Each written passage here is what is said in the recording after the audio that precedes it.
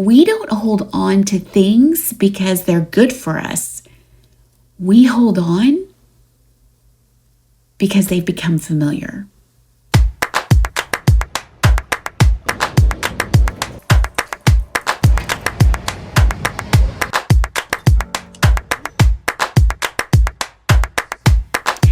Hey guys, welcome back to episode 5. This is letting go without losing yourself, the healing you didn't see coming.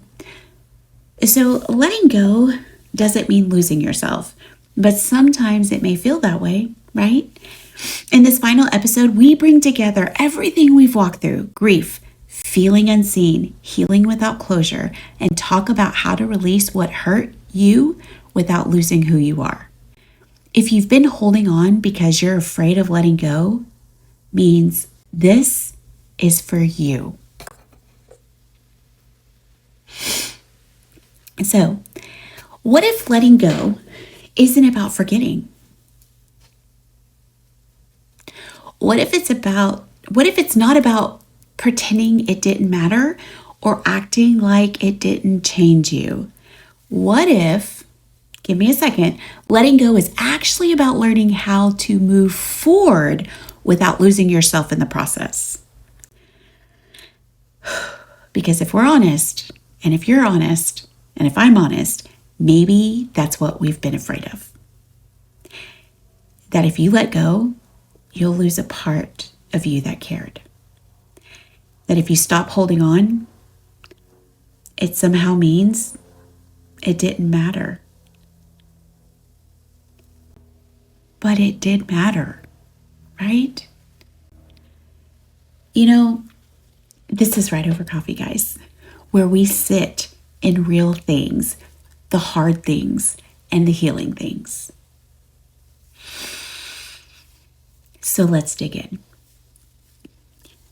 Okay, so because over the last few conversations we've been sitting in some deep places together, right? We've actually talked about grief no one sees, the kind that makes you question your worth. We've talked about what it feels to carry something that no one acknowledges. We even talked about feeling invisible, like you're present, but not truly seen. And we talked about trying to heal without closure, without answers, without understanding. And if you've been walking through any of that, I want you to hear this clearly. Okay? You're not alone in it. You're not alone. I know it can feel like you are. Like everyone else is moving forward, figuring it out, living life.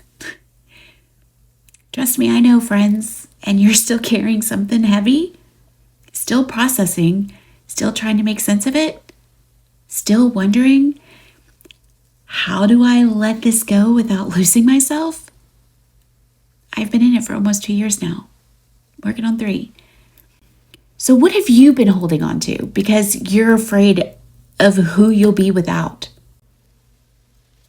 Because sometimes we don't hold on to things because they're good for us. We hold on because they've become familiar. That pain, that relationship, that disappointment, it becomes a part of our story. And letting it go can feel like letting go of a piece of you. But healing, friends, true healing isn't about erasing what happened. It's about learning how to carry it without letting it carry you. So, okay, guys. Quick pause for a second because I've got something for you. This episode is brought to you by Manes by Miriam. Oh my gosh. If you've been in your healing era, but your hair hasn't caught up yet, it's like, this might be your moment. Look, guys, she's accepting clients right now. Full service color cuts, extensions, Oh my gosh. And sometimes a fresh look is more than just a change. It's a reminder that you're still allowed to feel good again. Truly is, guys. So, like new chapter, new energy, new confidence, book Mains by Miriam 682-417-4260 in Kennedale, Texas. Go ahead, friend. You have permission, and go get your style on today, right? All right, back to the real stuff, guys. So, get back into our grounding moment. Letting go isn't a one-time decision. It's a process. With anything, it's a process. Some days you feel free.